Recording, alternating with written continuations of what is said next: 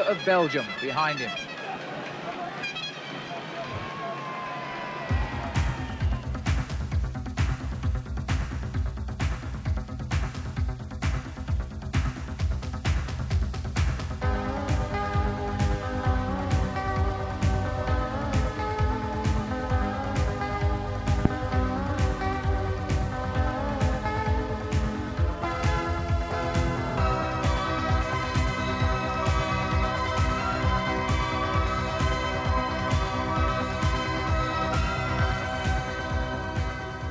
Hello again and welcome to the Tour de France. We're in Besançon this morning. The Tour goes now into its final 2 weeks. But looking back to that win yesterday by Olaf Ludwig, everybody is saying that they think he is now the fastest sprinter in the world in these past 7 months.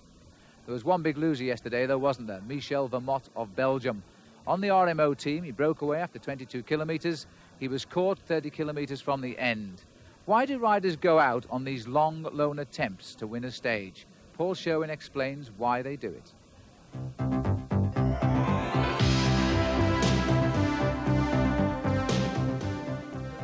When Michel Vermote from the French RMO squad crossed himself before the start, he probably knew in his mind that he was going to attempt what is known in the business as a suicide break. More than likely inspired to boost the morale of the team, which took a serious knock after his team leader Charlie Motte had failed miserably in the time trial on Saturday. The tactic itself is simple. Vermote had to escape the main bunch alone and build up as large a lead as possible. This lead has to be big enough to hold off the bunch when they eventually start to speed up as the race nears the end.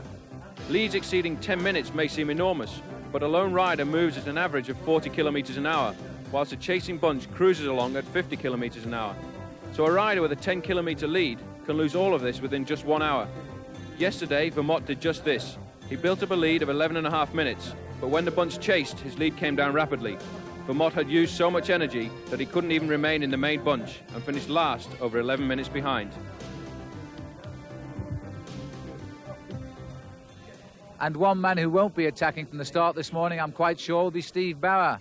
I'm equally sure he'll remember being here 2 years ago in the Tour de France because he was wearing the yellow jersey then as well. He went on to finish fourth in the race. This year he's already said many times that he wants to better that position, but he's not saying he will actually win the race overall. It's a crucial week for Steve Bauer in the Tour de France because we now go into the Alps in the next couple of days. We go partway up Mont Blanc, we climb Alpe d'Huez, and near the end of the week we have a long time trial in the Vercors that takes us to Villard-de-Lans. By next weekend we should know all of the real names of the challengers in this Tour de France, and whether Bauer is in yellow by the end of the week certainly remains to be seen. Let's have a look at the overall situation. Steve Bauer still holds on to that 17 seconds advantage over Ronan Pensek. By the way, Claudio Chiappucci here has said that he thinks he can win this Tour de France this morning, and he can climb well, so there's another name now to conjure with. Raul Alcala, everybody sees as the outstanding favourite, although he's still over 7 minutes behind Steve Bauer. The route today takes us into Switzerland for our one-day incursion into that country. And for those of you that know the route, we go over the Côte des Rousses, it's a second category climb, and then over the Col de la Faucille. That's the last mountain in France before we all go downhill to the shores of Lac Léman and the finish in Geneva. It's a ride of 196 kilometres. And the field face, another long day in the saddle, expecting to be quite a warm one today. Steve Bauer in the yellow jersey now held the lead for more than a week. There are some say he can hold the lead at least all of the way to the Pyrenees. And Olaf Ludwig in the green jersey. So now on the Côte des Rousses, two riders breaking clear here, Eduardo Chozas and Massimo Girotto. And this has been a very active morning, and far from a promenade of riders just rolling up towards this climb. They've been attacking all day. These are the latest attackers, and they've got a lead of half a minute as we start the climb up towards the top of the Côte des Rousses. This is the first second category climb of the race. The field behind being led, names being mentioned by the race radio, Robert Miller, and also Chiappucci, Stephen Rooks, and Raul Alcala. And the result over the top of the climb, it's Eduardo Chozas who goes over the top first. Girotto is second. A 20-second gap back to Chiappucci, so he challenges again for the King of the Mountains now. Clavarola is fourth, Rooks is fifth, and at 32 seconds, the main field, including Bauer and Raul Alcala. And So we can now move across to the Col de la Fosile. The riders now heading down towards Lac Le Mont below. These are the two leaders. They're still away, Chozas and Girotto. They're being chased by a group of 7 riders. And in this group we have Alonso, Jean-Claude Bagot, Vargas, Urea, Brian Holm, the Danish champion, Pascal Simon, the Castorama Rally team, and Tony Rominger, the Swiss rider who wants to win, of course, down in Geneva. It's a group that does not contain any of the immediate threats to Steve Bauer, so they might have a chance. They could well have a very good chance. There's still a long way to go from the bottom of this climb. As you can see, it's a very dangerous descent. Chasing on his own, one rider, Philippe Louvio, but there's 1 minute gap now from this group back to the main peloton, so they've got a good chance.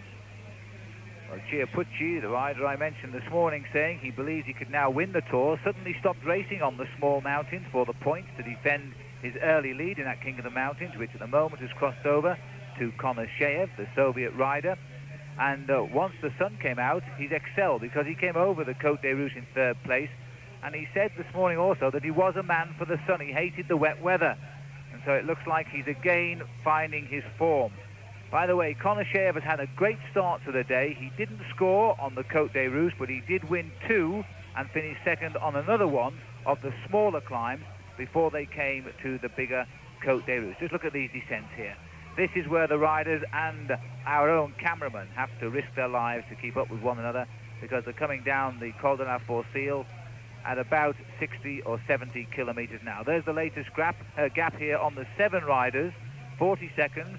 We go back to 1 minute 40 seconds to Philippe Louvio, the champion of France, who apparently has now fled the main peloton, which are at 1 minute 50 seconds. This is looking now to be a very good move, and a number of riders gaining time over Steve Bauer.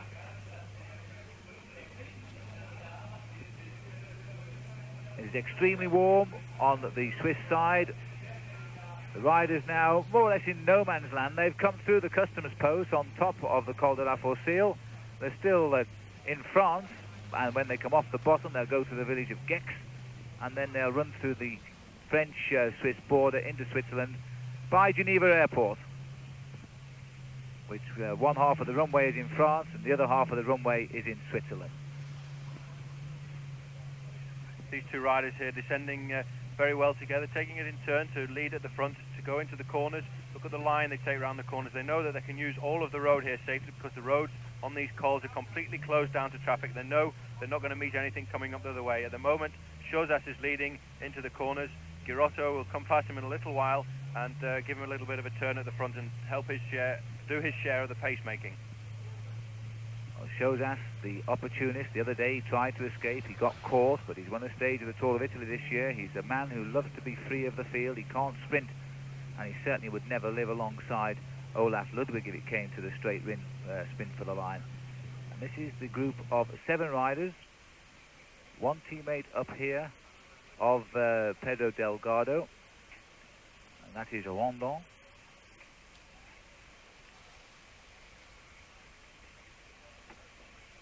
And that was a glimpse there, I think, of Philippe Louvio.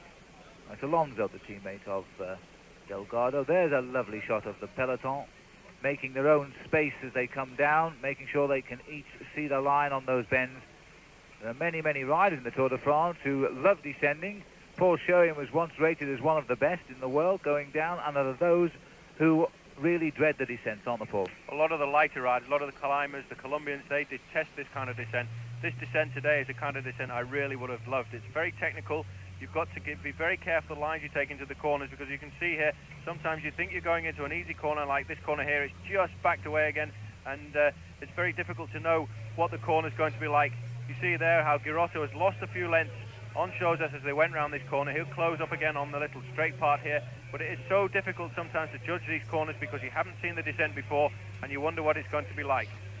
So as we watch the two leaders in the Tour de France descending down towards the Swiss borders, 7 riders chase. The peloton certainly not out of it yet. We'll take a break.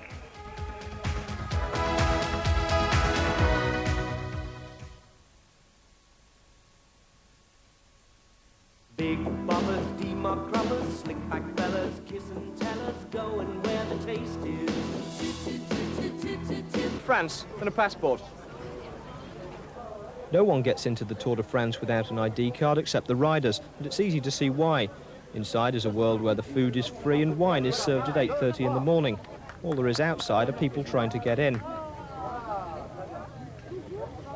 The Tour has its own weather station, post office, telephone exchange, and the only bank in France which is open on Bastille Day.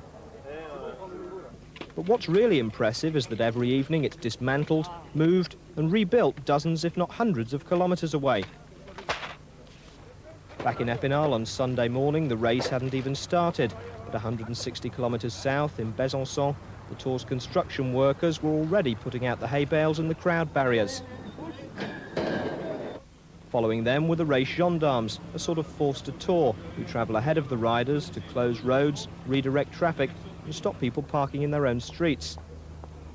And up to 12 hours ahead of everyone was the army of workers who daily turn sites like this into this.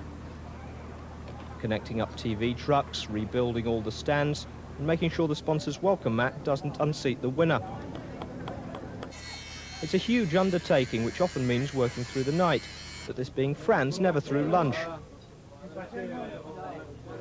Come race time, though, the last pieces are in place, and when the whole spectacle's finished, it's better than television. It's now 6:30 in Besançon, a couple of hours after the race ended, and already a lot of these wagons are on the road and heading for Switzerland. By the time you see this piece, the whole Tour de France roadshow will have been reconstituted in Geneva, and it'll be waiting for the leaders to arrive. Back to Phil.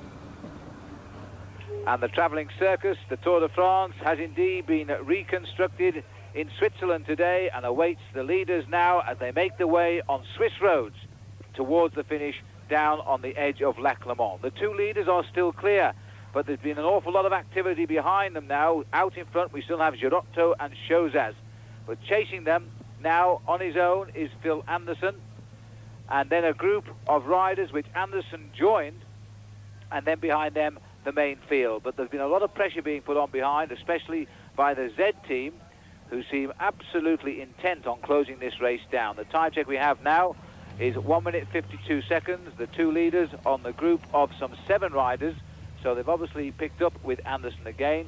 Chasing group of 7 swelled to 10 just after we came into Switzerland across the borders. Phil Anderson, his teammate Yogi Müller, came up to them. They picked up Luvio on the way, and the 3 of them caught the 7. That made 10. Anderson went off on his own. He's been swept up again now. We have 2 leaders, but we have the Lotto boys here now, thinking once more of Johan Muzier and trying to get him up for a good finish again, because as you can see in these pictures, there's no sign of the green jersey today of Olaf Ludwig. And this first day on the smaller climbs of the Tour de France, he has been a most unhappy man, because on the opening climb he was dropped alone from the field, very surprisingly indeed, and lost a minute immediately. He's had a very hard chase back into the field. The field has continually split, and since then we haven't seen him all day. We're not absolutely certain, in fact, and nobody said otherwise, that Ludwig has rejoined the main peloton even. This looks like Christophe Leven having a little dig for the Castorama Rally team. He's riding well this year too, and they don't seem to be missing their guiding light, Laurent Fignon, either, because they stayed in the thick of the action since Fignon went back to Paris. We're on the outskirts now of Geneva. Oh, and madam, you don't want to put your nose out too far, because the riders go the shortest way possible. Well, number 13 is not the number that Christophe Leven wanted in this Tour de France. He preferred very much to have changed it, but it doesn't seem to be doing him any harm at all, as he's getting across quite easily to this group of 3 who have jumped away. The rest of the group of 10 who were chasing before have now been caught. There in the distance you can see Philippe Luvio, and Christophe Leven is coming to join this group. 10 kilometres to go. The situation is now that that group of 4 who were chasing are at 1 minute 10 seconds from the 2 leaders, with the main peloton just 1 minute 30, so it's coming down very rapidly. And now starting to mix it at the front there is Franz Massen, who maybe would like to try and get a last chance of getting that yellow jersey before the mountains, because I would expect him to lose quite a bit of time as soon as we go uphill. 2 leaders here, and there is Bernard Hinault on the left of that shot, 5 times winner of the Tour de France. Being the modest man he is, he said the other day, no one will ever equal my record. And the 7-11 riders come back up to the front. This is Ron Kiefel, being joined immediately by the Lotto riders, who would like to see this race close up for Sprinter Musiu. The yellow jersey of Bauer riding shoulder to shoulder with the World Championships jersey, that rainbow-coloured striped jersey of Greg LeMond, the only rider allowed to wear that jersey, the world champion of the road. And LeMond winning that title last year at Chambéry in France, where he beat Dmitry Konisheyev, who's leading the Tour on the King of the Mountain section this year, and Sean Kelly back in third place. And here's the board, and Girotto will be assessing whether it's good. It should say 1 minute 2 seconds to the chasing four, 1 minute 16 seconds to the three behind them, and 1 minute 23 seconds to the peloton. How on earth they manage to take all of that in while they're making an effort like they are, goodness only knows. But that's what the board will have said, that this is the second group on the road. Muller leading. And somebody's trying to slip away from this group, and I think it'll be Christophe Leven. Well, it's touch and go whether or not Christophe Leven will cross the gap here. He is riding well this year. The only advantage, Paul, is we're not on main highways in Geneva. We're racing around these roads where the leaders won't be seen till you're almost on them. Well, that's definitely true, and if they slow down a little bit, the two leaders in the front, it could well be that Christophe Leven will come back from behind, because he was with that group of three riders previously. He could see that they weren't going fast enough for him, so he's jumped away, and I think now he's coming into something like 30 seconds behind, so he could get on just with we get 3 or 4 kilometers to go, and with the energy that he's not used in the rest of the day, he could come up with a sprint. Leven has gone. Barney Rice has joined in the group that's chasing. We're 5 kilometers from the finish. So Castorama Rally now have the policeman in this chase group, and Leven has fled and gone now. I think really with 5 kilometers to go, surely he's the only man who can bridge the gap to the two leaders. It may well be, Phil, that he'll catch the two leaders inside just the last kilometre, because now he's been given a time check at 21 seconds. You see the car of Bernard Hinault has just gone past there, so Christophe Leven could well be just seeing these two riders as we come alongside of the lake here. Well, we're right on the lake, and this is where the finish is, and Leven must be absolutely flying to have closed this gap down. If he can ride close to the trees, they may not see him if they try to look for him. There aren't too many trees there right now, but there they are. Once you're in the shadows and the sweat's in your eyes and they look for a rider behind, they may not see him. He can sneak up on them. We're right on the lake and we're closing in. We've got about 2 kilometers to go now as Christophe Leven is riding for his life here. This would be a great win, and my goodness me, the French need a win right now. They haven't won since Thierry Marie started with the prologue time trial victory, with the Castorama Rally getting off to a great start there, and they haven't won anything since, and this would really give the team some morale. There's the famous fountain here, right on the corner of Lac Le Mans in Geneva. Well, 3 kilometers to go now, and these two riders still haven't looked back. They're working very well together. They probably don't even worry about any riders coming up from behind, and Christophe Leven is just seeing the fountain there himself. He can see the riders. It's like a carrot just in front of a donkey. And Girotto wants more action out of Chozas. Chozas looks over his shoulder. He doesn't believe. He looks again. Now, these two riders have a decision to make, because neither will want to lead, because they know the man in second place has the advantage of coming out of the slipstream, but they've got to keep the pace up, otherwise Leven will have them. Well, that's when it becomes a game of poker. It's the man who's got the coolest nerves to be able to take the risk and not lead out. It's a risk you take of knowing that you can beat both riders in the sprint, the one who's coming from behind and the rider you're with. I'm not sure what the situation will be at the moment for these two, Girotto and Chozas, but I think Chozas is probably the one who will probably stay at the back and try and force Girotto into leading him out. But all this is an advantage for Christophe Leven as they go under the 2 kilometers to go banner. He's really got to try and pull this last 15 seconds, and he'll be giving everything he's got. This is the group behind. Philippe Louvio, champion of France, comes into Switzerland there. Champion of Denmark behind him. Brian Holm, then Yogi Muller, the ex-champion of Switzerland, who wants to be on show today. And the field breaking up also behind them now. They're 25 seconds down this group.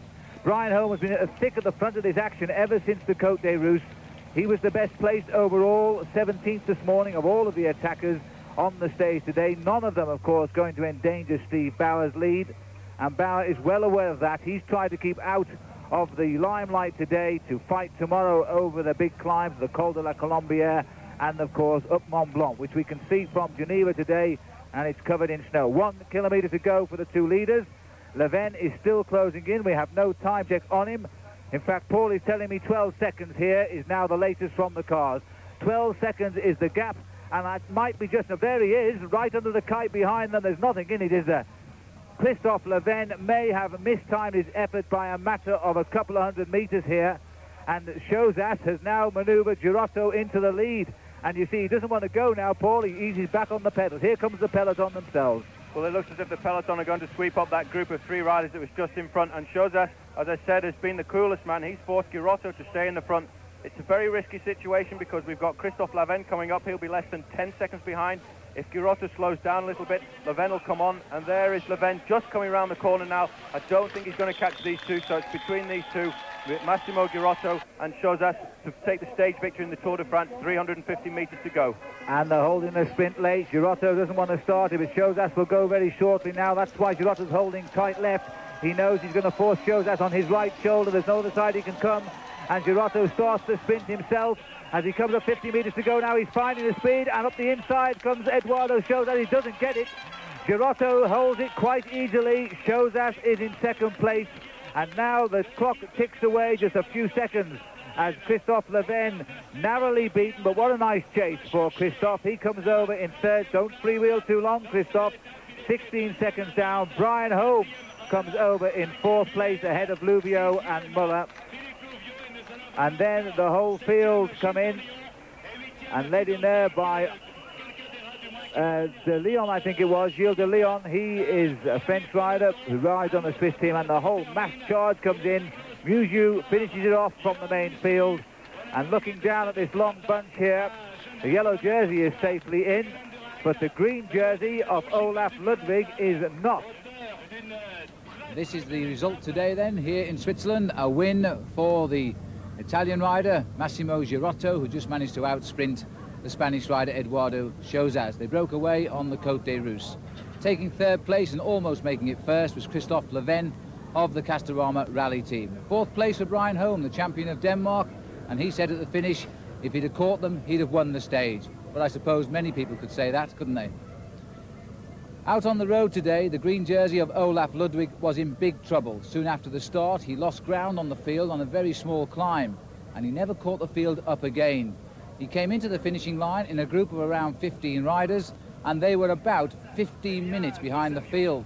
So at the end of the stage today, Olaf Ludwig had to explain to the press what it was like to finish behind the Tour de France, rather than yesterday when he was telling them what it was like to win a stage. Tonight, the overall situation is looking again familiar. Steve Bauer keeping that 17 seconds lead over the Frenchman Ronan Ponsek.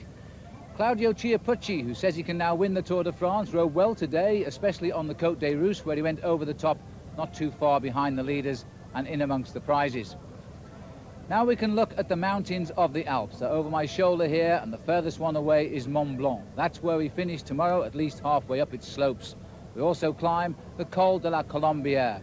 A real tough day for the followers of the Tour de France. This is what they've all come to see. Steve Bauer tonight says he hopes the weather is cooler because he doesn't like the heat and he doesn't like climbing in it. So he's going to have a tough day, I think, tomorrow. The challengers, who knows where they'll come from in this